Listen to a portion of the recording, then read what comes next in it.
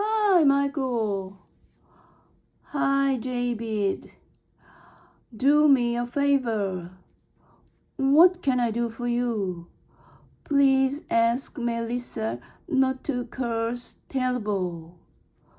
Why don't you do it yourself? If I do that, I'll be cursed too. Oh, certainly Melissa is a tough girl. Let me think about it for a while. I don't want to be cursed by her either. Oh, we are scared of Melissa.